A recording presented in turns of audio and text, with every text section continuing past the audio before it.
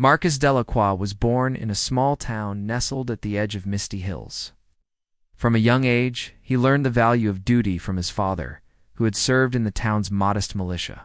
Marcus grew up watching his father polish boots and mend uniforms late into the night, always ready for the next sunrise patrol. The steady rhythm of his father's work taught him that honor was not a word to be spoken lightly, but a promise to be kept without fail. When Marcus turned 18, he joined the Principality's Royal Guard. The Guard was an elite unit responsible for protecting visiting dignitaries and overseeing important ceremonies at the palace. To earn a place among them, Marcus trained. For months, he rose before dawn to practice drill movements in the courtyard, his crisp uniform reflecting the pale morning light. He learned to march in perfect time, hold his stance without wobbling, and carry the ceremonial halberd with both strength and grace. His instructors praised his attention to detail and calm determination, qualities that set him apart from other recruits. Over the years, Marcus rose through the ranks. His duties took him from the palace gates to the grand banquet halls, always standing at attention whenever royalty or foreign leaders arrived.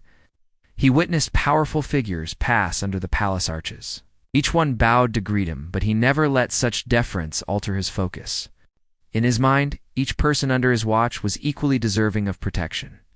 That belief guided him as he learned to read subtle kuzan, unusual glance, a nervous hesitation, a hurried whisper among aides. He studied their movements and listened carefully, seeking signs of danger, or, at the very least, a reason to stay alert. Despite the grandeur of the palace, Marcus lived simply. He shared a small room with another guard, furnished with 2 narrow beds and a single wooden chest.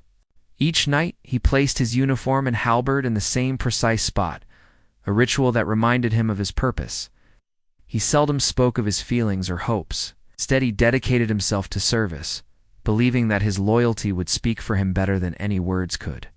One crisp autumn morning, the palace received word that an American delegation would visit. Among them was J.D. Vance, a senator with a rising reputation back home. Marcus had read news reports praising Vance's work on economic policy and his sharp speeches in the Senate chamber. Some articles described him as a champion of small businesses. Others noted his firm stance on foreign affairs. Marcus felt curiosity stir inside him. He wondered how the senator would conduct himself in a foreign court, far from the halls where he was known. The day of the delegation's arrival, Marcus stood with his fellow guards along the palace balcony, felt the weight of history on his shoulders as generations of guards before him had welcomed foreign leaders. The sky above was pale blue, and a soft breeze carried the scent of roasted chestnuts from nearby vendors. As the motorcade rolled into the palace courtyard, ambassadors and aides filed out of sleek vehicles. Cameras flashed, and a hush fell over the assembled crowd. When J.D. Vance stepped from the carriage, he moved with an easy confidence. His dark suit contrasted against the stone walls, and his steady gaze took in the scene. He walked with measured steps toward the grand staircase, flanked by Marcus and the other guards. Marcus noticed the senator's polite nod to the local ambassador, followed by a firm handshake. For a moment, Marcus thought he saw something more, a flicker of warmth in Vance's eyes, as he greeted a young aide. During the welcoming ceremony, Marcus remained motionless, his posture rigid yet natural. He watched as Vance spoke a few words in broken French, which drew smiles from the audience. The senator's speech was brief but gracious. He thanked the principality for its hospitality and spoke of the shared values between their people. Marcus felt a quiet respect grow for the senator's thoughtfulness. Yet he reminded himself that his duty was not to be swayed by charm or words. His duty was to be ready, always. Over the next few days, Marcus observed Vance in different settings. At a formal dinner, the senator listened more than he spoke, showing respect for the traditions of his hosts. He sampled local dishes with genuine interest, leaning forward to ask questions about ingredients and history. In the palace library, Vance admired an ancient map of trade routes, his finger tracing the lines as though imagining journeys he had not yet taken.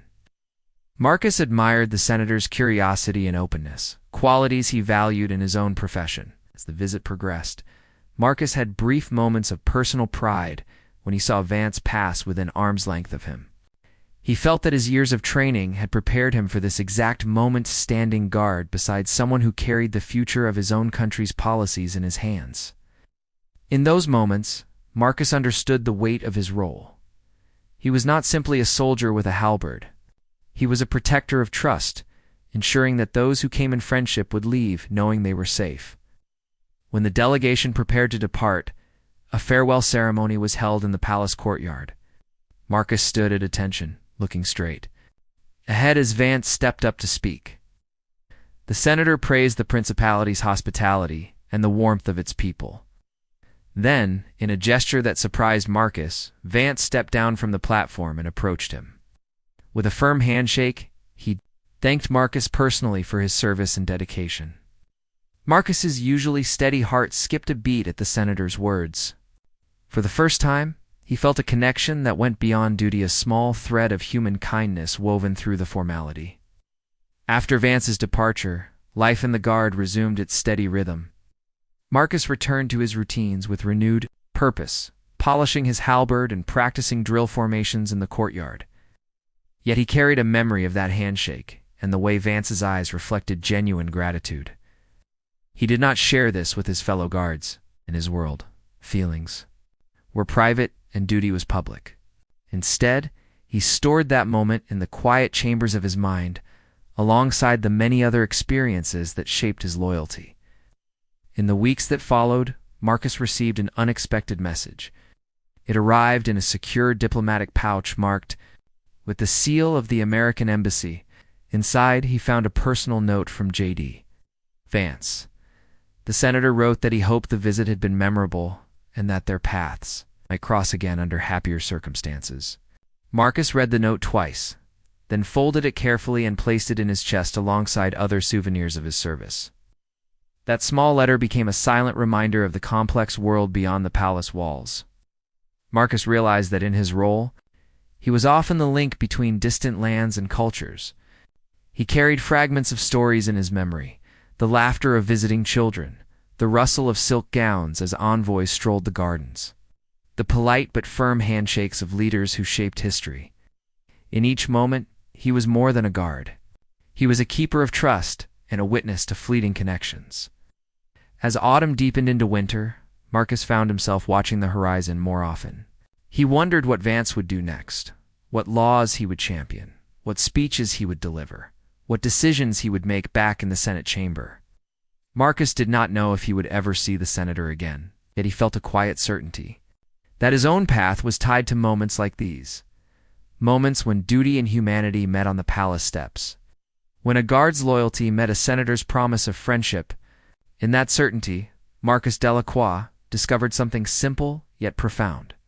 His loyalty was not blind obedience. It was a living bond, forged through years of service, tempered by respect for those he protected and tested by moments of personal connection.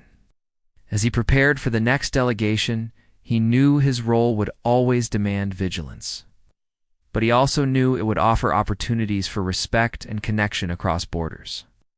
And in those opportunities, he found the true meaning of his loyalty that began in a small town at the edge of misty hills and grew into something that could reach across oceans. Marcus returned to his daily routine at the palace with the same steady steps he had always taken. Each morning he polished his halberd until it gleamed. Each afternoon he stood at attention when dignitaries arrived, and each evening he reviewed the day's details in his small room before sleep. He felt content in his service, believing that his role was to protect, watch, and remember. One chilly morning, just as the first light of dawn seeped through the shutters, Marcus found an envelope. Waiting on his bedside table, it was plain, marked only with a thin line of red wax and the stamp of the Principality's security office. He hesitated for a moment, uncertain why an officer of his rank would receive private mail so early. Then he broke the seal and pulled out a folded sheet of paper. The note inside was brief. It asked Marcus to review attached documents and reports in the palace archives later that day, then meet in confidence with an official liaison. No name was given. The message was clear, urgent, secret, and potentially serious. Marcus felt a tight knot in his stomach. He had rarely been summoned privately in his years on duty, and always for matters of protocol or praise. This felt different. After his morning duties, Marcus walked the long corridor to the archives, halberd resting at his side. The grand doors stood open, and he entered a silent room lined with shelves of parchment scrolls and leather-bound volumes. A single lantern burned on the desk. The liaison, a soft-spoken woman named Clara, waited behind a stack of files. Her eyes were grim, and she motioned him to sit. "I'm sorry to trouble you, Captain Delacroix," she began, lowering her voice so no one else could hear. "But I've uncovered something that involves a recent visitor. It concerns Senator Vance." Marcus stiffened. Memories of the senator's visit returned the polite nods, the warm handshake, the careful courtesy. He had respected the man, could not imagine wrongdoing. Clara slid several documents across the table. "These are copies of emails between Vance's aide and an unknown account," she said. "They mention payments large sums to someone in Europe. Then there's this," she added, pushing forward a typed transcript of a phone call. Marcus leaned in, reading words that made his heart pound. ... The funds will keep him quiet. 100,000, no questions asked. Marcus's mind spun. He thought of the moments he had stood guard over Vance. He replayed the senator's gestures, searching for hints he might have missed.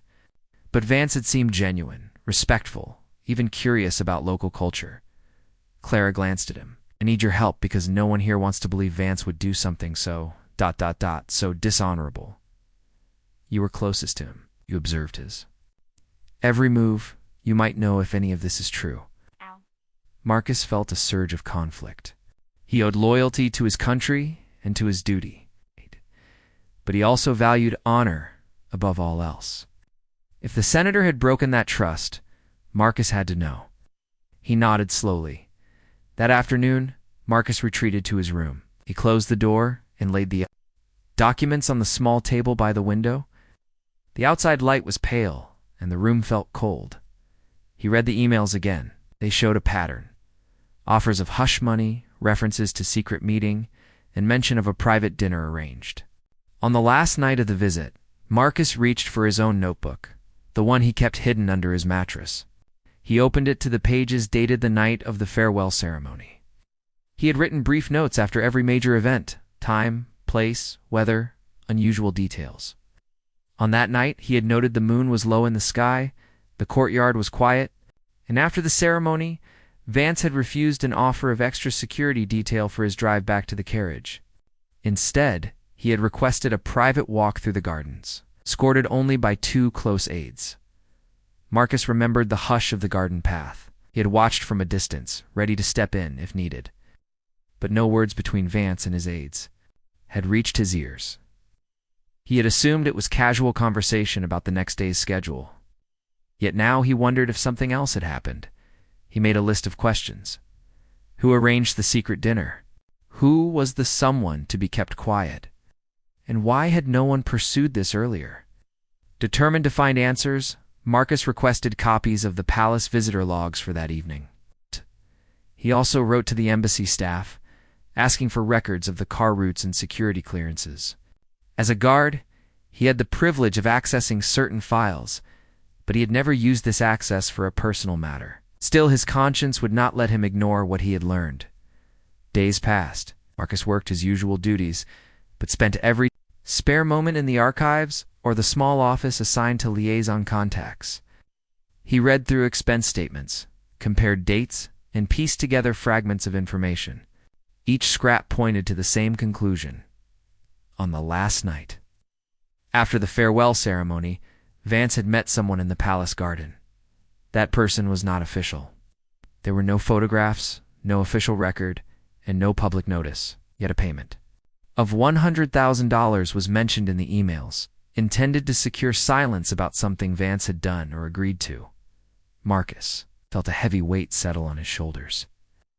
If these allegations were true, they threatened not only his respect for the senator, but also the integrity of his own service. He had taken an oath to protect the truth and the people he served. Keeping silent now would betray that oath. He sought advice from Clara again. She urged caution. "You must tread carefully," she warned. "If you reveal these documents improperly, you could face charges yourself. But burying them means letting corruption go unchallenged." Marcus knew she was right. He thought of his father's words, whose honor was a promise to be kept without fail. He realized that this situation tested his promise in the fiercest way. Late one evening, he packed his findings into a secure folder. It contained printed emails, expense reports, his own notes, and a letter addressed to the principality's highest court. In the letter, he would state the facts he had discovered and request a formal investigation. He slid the folder into his chest and locked it. For the next few days, Marcus acted as if nothing had changed. He stood guard at every ceremony, maintained his precise drills, and greeted visitors with the same calm courtesy. But inside, he felt a sense of urgency. He could no longer wait for others to take notice. He had to act. On a bright morning, he presented himself at the Grand Hall's main entrance, holding his folder discreetly. He approached the chief magistrate's aide and requested an immediate meeting with the presiding judge. The aide, surprised by the early hour and the guard's composure, agreed. In the judge's chamber, Marcus laid out his evidence. He spoke clearly, without emotion, simply stating the facts, the emails, the payments, the secret meeting. The judge listened with narrowed eyes, reading each document carefully. Marcus felt a tremor of doubt. He worried he might have misread something, or that someone would dismiss his claims as hearsay. After a long silence, the judge spoke. "Your service to this principality has been exemplary, Captain Delacroix. These allegations are serious. We will convene a council to review your evidence. Until then, I ask that you refrain from discussing this matter publicly." Marcus bowed his head in respect. He felt a mixture of relief and tension. The wheels of justice had started to turn, but he knew that proving wrongdoing against a powerful foreign senator would not be easy. He returned to his duties, more watchful than before, wondering what would happen next. That night, as he lay in bed, Marcus thought of duty and courage. He understood that his choice might put his own career at risk, but he believed that the truth was worth any cost. In the stillness, he felt a quiet determination. He would stand by his findings no matter the consequences. Moments like these shaped a person's character more than any drill or ceremony ever could.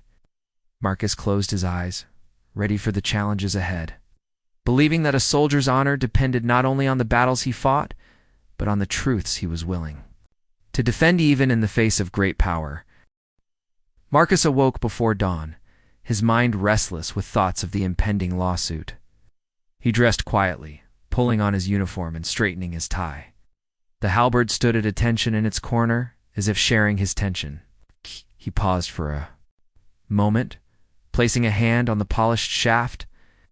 This weapon had been his companion through years of service. Now it felt like a symbol of his resolve. After morning drills, Marcus went to the Grand Hall, where a hushed energy filled the air. Courtiers and officials whispered as they passed him. News had spread that he had presented evidence against Senator Vance. Some faces held admiration. Others showed doubt or fear. Marcus moved through the crowd without looking at anyone. His focus was on the next steps, preparing to file a lawsuit in U.S. court. At midday, Clara met him in the vestibule. She carried a thick packet of documents from the Principality's council. "These copies are ready," she said softly. "You'll also need sworn statements from 2 aides who overheard Vance's conversation. They're willing, but anxious." Marcus nodded. He had spent hours reviewing the aides' testimonies. Both described vague fragments. The senator talking about keeping things quiet and promising substantial compensation. Neither had direct evidence of wrongdoing, but their words supported the emails and transcripts Marcus uncovered. Together, the fragments formed a picture too clear to ignore. Clara guided him through the intricate protocol of sharing documents with foreign authorities. Their principality had no direct legal power over a U.S. senator. Marcus needed to sue. In America, he would file in federal court, claiming defamation and whistleblower retaliation. The lawsuit would ask for $100 million in damages, a number chosen to reflect the seriousness of the alleged betrayal and the potential harm to the public trust. In the afternoon sunlight, Marcus sat at a long table in a quiet chamber. He watched as a legal advisor laid out American court forms. They looked imposing, filled with complex legal terms. Marcus read each line carefully, asking questions about jurisdiction, service of process, and potential defenses. He learned that once the suit was filed, the senator's team could move to dismiss it on technical grounds.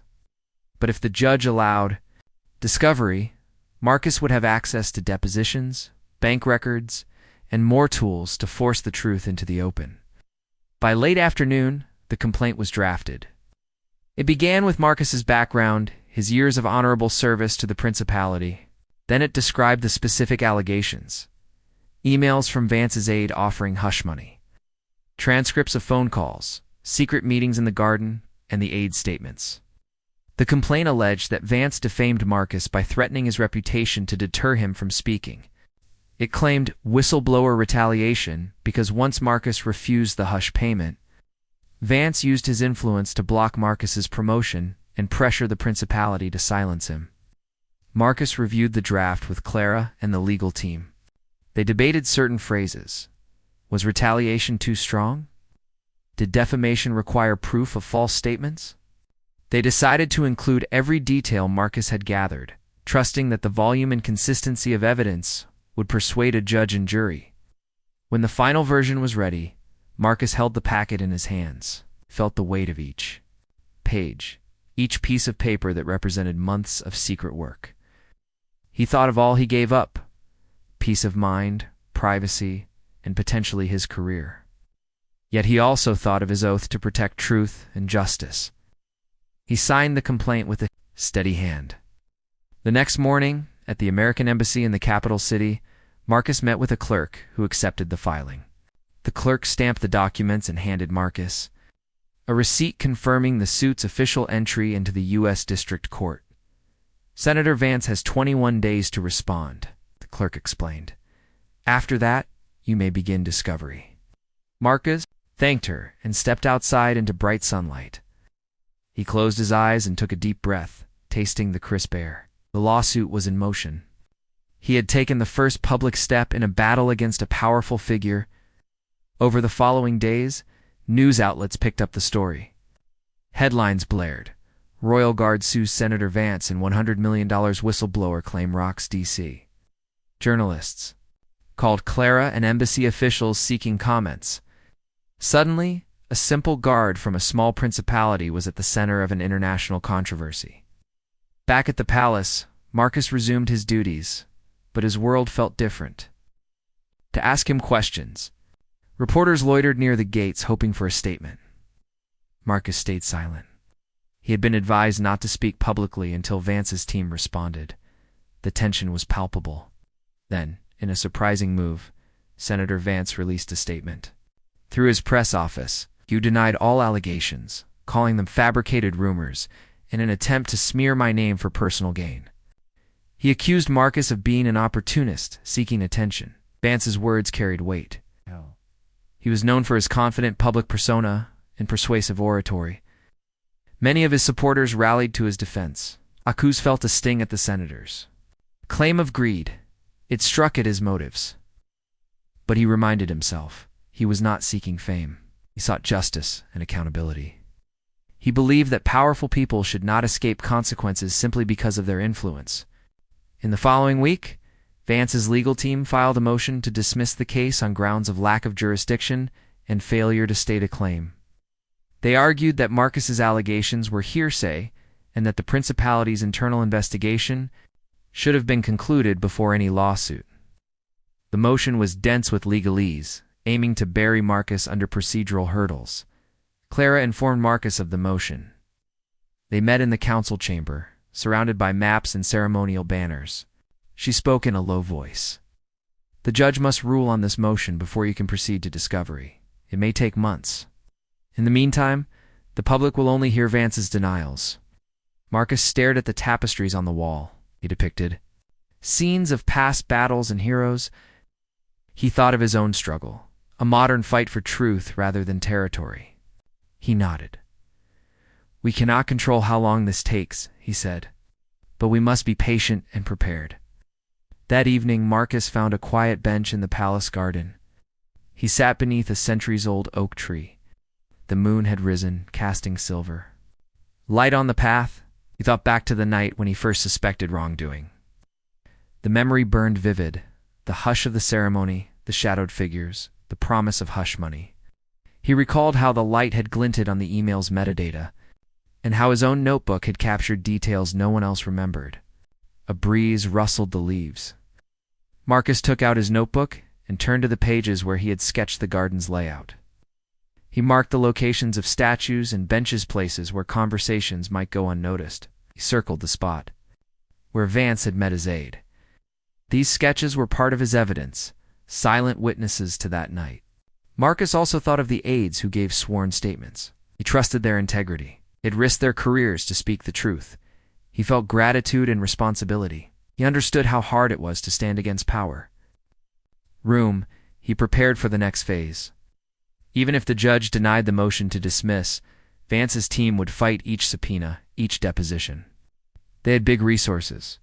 Marcus would need support from the principality's legal scholars and perhaps human rights organizations that champion whistleblowers. He started drafting letters, reaching out to potential allies. Days turned into weeks. The palace routines continued, but whispers of the lawsuit lingered. Marcus never wavered in his duties. He guarded dignitaries with the same precision and courtesy. Yet, every time he held his halberd, he felt its shaft connect him to a deeper purpose. His protective stance now meant guarding truth as fiercely as he guarded people. As the weeks went on, the judge finally set a hearing date for the motion. To dismiss, Marcus received formal notice. He felt a renewed focus. He fine-tuned his arguments. The principality's lack of power over a U.S. senator necessitated action in American courts. The evidence he gathered was more than hearsay, backed by digital records and witness affidavits. Delaying justice under the guise of protocol harmed both countries' goodwill. On the morning of the hearing, Marcus journeyed to the federal courthouse. He dressed in his best suit, laying aside his guard's uniform. The courthouse was a grand building of marble columns and high arches. He felt a hush of solemnity as he walked through the entrance, carrying the weight of his case. Inside the courtroom, he watched from the gallery as lawyers for both sides presented oral arguments. He listened closely, noting each point that might require rebuttal. When the senator's attorney spoke of hearsay, Marcus thought of the emails and transcripts. When they cited technicalities, he recalled the overarching need for accountability. The hearing lasted hours. At its conclusion, the judge said she would issue her ruling in writing within 30 days. Marcus bowed his head respectfully. He had done all he could in that moment. Walking out into the afternoon sun, Marcus felt a mixture of relief and anticipation. The motion hearing was only one step in a long journey. But in taking this stand, he had shown that even a humble guard could challenge a powerful figure when truth demanded it. As he left the courthouse, he held his head high, ready for whatever came next. Secure in the knowledge that he had acted with honor and courage. The day the judge's written ruling arrived, Marcus felt his heart pound like a drum in his chest.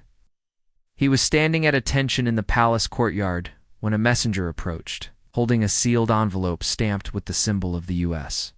District Court. With a quiet nod, Marcus accepted it and walked away to a spare room, closing the door behind him. He broke the seal and unfolded the pages, reading each sentence carefully. The judge had denied the motion to dismiss, she found. That the court had jurisdiction and that Marcus's evidence, though preliminary, raised enough questions to warrant discovery. Marcus felt a surge of relief. His claims would move forward. Almost at the same moment, news outlets around the world picked up on the ruling. Headlines in newspapers and on websites flashed phrases like "Judge allows Royal Guards whistleblower," "Suit and Senator Vance's denials challenged." Television reporters stood in front of the U.S. courthouse, speaking in urgent tones. Marcus watched clips of these broadcasts projected on a screen in the palace press room.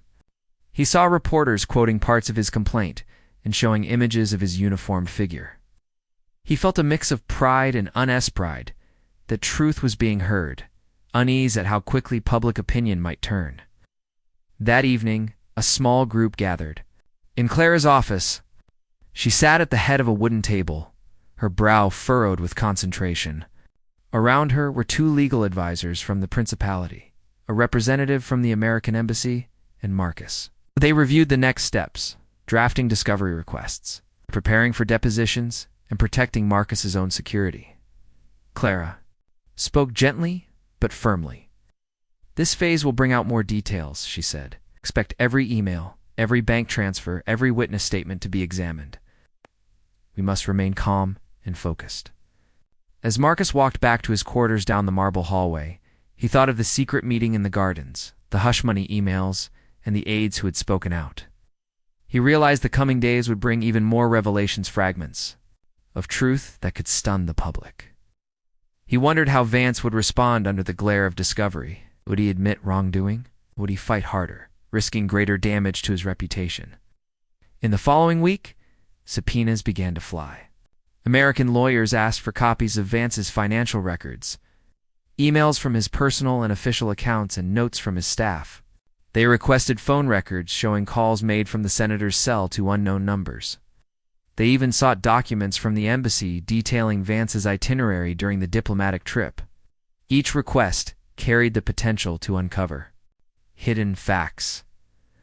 Marcus felt the weight of this process. He knew that every piece of paper might hold a secret that would change the course of the case. Then came the first big revelation. A news outlet obtained a leaked report from Vance's financial advisors.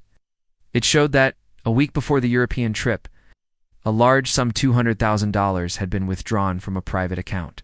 The timing matched the schedule of the secret meeting in the palace garden. When reporters confronted Vance's team, they insisted the withdrawal was for campaign expenses. But questions remained. Why had the funds passed through an offshore account? Who was the final recipient? This story spread like wildfire. Social media buzzed with speculation. Some people defended Vance, saying large transfers were normal in politics. Others demanded transparency. The stock market even jittered when investors saw the headline, fearing that the scandal might affect policy decisions. Marcus watched these developments with cautious satisfaction, as evidence had sparked real questions. But he knew that public opinion could shift quickly. A few days later, another bombshell arrived. One of Vance's former aides, a quiet staffer named Alina, agreed to speak on the record. She gave an interview to a major newspaper, recounting the garden meeting in sharp detail. She described Vance's aides, whispering about performance bonuses, and the senator himself tapping a hand on the marble bench as he said, "This will solve our problem." Alina spoke of how uncomfortable she felt, how she left the meeting, believing something wrong was happening. Her words were published alongside a photo of the palace garden, its stone benches and lanterns visible under the evening sky. Suddenly, the case was no longer just legal. It was a human story of loyalty and betrayal. News programs aired clips of Elena's interview, showing her steady voice and clear eyes. She spoke of her concerns, her fear that she would lose her job if she spoke up. The public saw a young aide willing to risk everything for the truth. Marcus felt a lump in his throat. He admired Elena's courage. He knew how hard it was to stand up against powerful people. In response, Vance held a televised press conference. Cameras lined the stage as he stepped up to the podium in a dark suit. He spoke with measured calm, acknowledging the aides' statements but insisting they were taken out of context. He said he had met with campaign staff to discuss strategy, not hush money. He offered to release tax returns and undergo an ethics review. He appealed to his supporters, saying he would not be intimidated by sensational headlines. Some viewers believed him. His confident tone and prepared speech resonated with those who valued strong leadership. Polling data showed a slight uptick in his favorability among one demographic, but overall numbers dipped. Many voters said they wanted more answers, not deflections. Marcus watched clips of both sides on the news, wondering how the truth would finally emerge. Palace Marcus performed his guard duties as if nothing had changed. He polished his halberd, reviewed his drill movements, and stood at attention when new dignitaries arrived. His uniform looked the same, but his mind was full of the unfolding drama. He thought of how a small act raising questions about a secret meeting had rippled across continents and shaken the foundations of a political career. He found himself both proud and humbled. Proud that he had acted for truth. Humbled by the power of words and documents to shape events. Late one night, Marcus sat in Clara's office again. They pored over news clippings, legal filings, and strategy notes. Clara turned to him and said, "These revelations have moved the case forward, but we must prepare for Vance's next move. Expect challenges to every piece of evidence, even to Elena's interview. You may be asked to testify in person." Marcus looked at the moonlight falling on the desk. He felt ready. He knew that facing Vance in a courtroom would be the ultimate test, but he also knew that truth was on his side. As he left the office, he paused in the hallway, laying a hand on the cool stone wall. He remembered his father's words, "Honor is a promise kept without fail." Now, more than ever, Marcus Delacroix was determined to keep his promise, no matter the cost. Marcus woke before dawn again, but this morning he felt a quiet peace mixed with determination.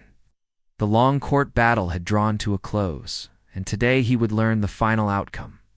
He dressed in his guard uniform, the crisp fabric a reminder of his journey from dutiful sentinel to whistleblower.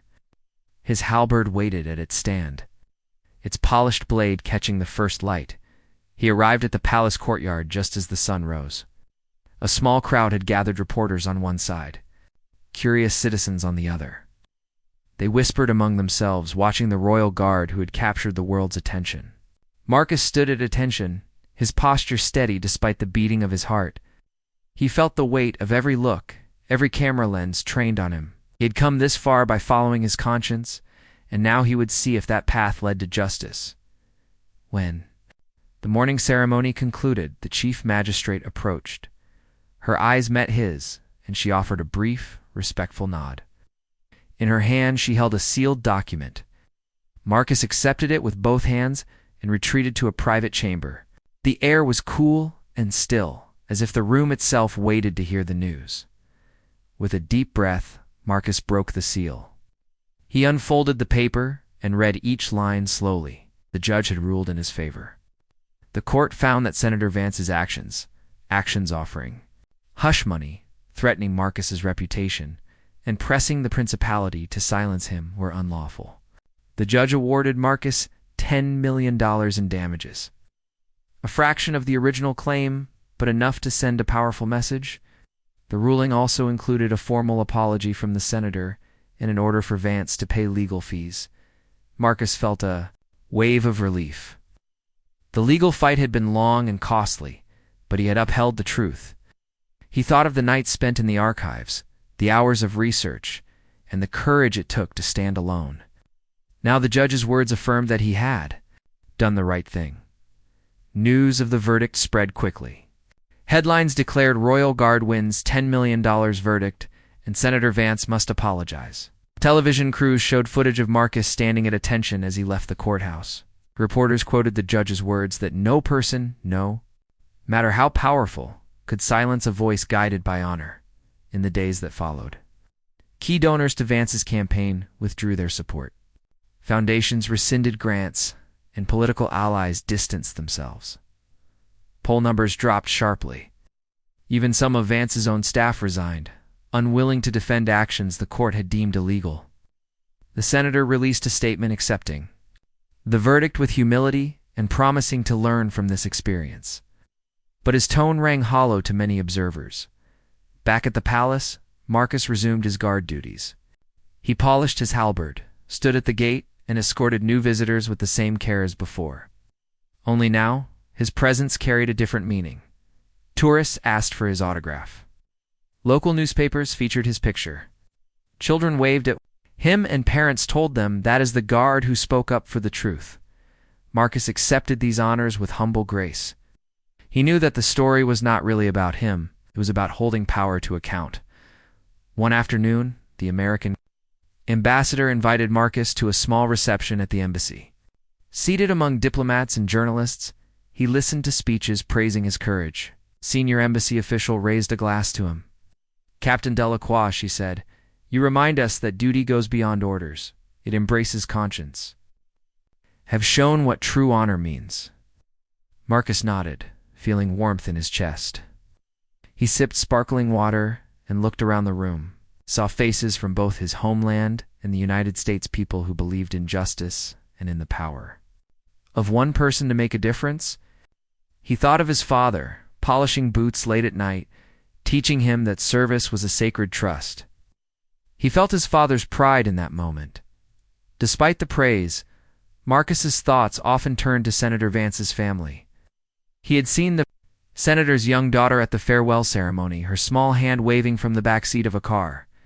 He wondered how she felt now, seeing her father embroiled in scandal. Marcus hoped that the outcome would lead to healing and growth, not lasting bitterness, in the weeks that followed. Marcus used part of his award to establish a small scholarship fund for young officers in the Guard. He named it the Delacroix Honor Fund. Its purpose was to help recruits pursue studies in ethics, history, or public service. Marcus believed that knowledge and integrity should go hand in hand. He imagined future guards learning about his case, drawing inspiration to speak up. When they saw wrongdoing, he also donated to a nonprofit organization that supported whistleblowers worldwide. He remembered how alone he had felt when he first uncovered the emails, and how much he had relied on Clara and her team. He wanted to make sure others had access to legal help and safe channels to report corruption. One clear morning, Marcus walked through the palace gardens alone. The path where the secret meeting had taken place felt different now, as a place of doubt. But as the starting point of a quest for truth, he paused by a marble bench, running his hand along its cool curve. He closed his eyes and felt gratitude for the aides who spoke out, for the judge who saw merit in his case, for the people who supported his journey. When he opened his eyes, he noticed a small plaque fixed to the bench. It read, "In honor of those who stand for truth." He recognized the handwriting. It was Clara's careful script. I had installed it quietly one night. Marcus smiled, touched by her gesture. He knelt and placed a hand on the plaque, then rose and continued along the path. That evening, Marcus returned to his simple room, placed the court documents and the apology letter from Senator Vance in a wooden box. He closed the lid and set it on a high shelf. The box held memories of a struggle that tested his faith in duty and in justice. Now it would rest alongside his uniform and his halberd, symbols of his life's work. He sat on his bed and took out his notebook. He wrote a final entry about the outcome of the case, his feelings of relief, and his hopes for the future.